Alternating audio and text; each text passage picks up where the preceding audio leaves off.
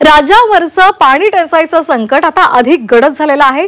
14 जिल्ह्यांमध्ये टँकरनं पाणी पुरवठा केला जातोय। 178 गावं आणि 606 वाड्यांची तहान टँकर भागवत आहे। सातारा जिल्ह्यामध्ये सर्वाधिक 40 टँकर सध्या पाणी पुरवठा करत आहेत। राज्यामध्ये गेल्या काही दिवसांपासून तापमानामध्ये वाढ होते आणि बाष्पीभवन सुद्धा मोठ्या प्रमाणात होतंय आणि त्यामुळे दिवसेंदिवस धरणांमधला पाणीसाठा कमी होतोय। तसंच ग्रामीण भागात दिवसेंदिवस पाणी टंचाईची समस्या सुद्धा गंभीर बनली आहे। गाव आणि वाड्यांना पाणी पुरवठा करणारे जलस्रोत आटू लागलेले आहेत आणि त्यामुळे टँकरची मागणी वाढू लागली आहे। सध्या 14 जिल्ह्यांमध्ये 178 गावं आणि 606 वाड्यांमध्ये 223 टँकरद्वारे पाणी पुरवठा केला जातोय। सातारा जिल्ह्यामध्ये सर्वाधिक 40 टँकर्सना पाणी पुरवठा केला जातोय। सरकारनं टँकर सुरू करण्याचे अधिकार तहसीलदारांना दिलेले आहेत। स्थानिक गावकरी तसंच तालुक्यातील लोकप्रतिनिधींच्या मागणीनुसार टँकर सुरू केले आहेत।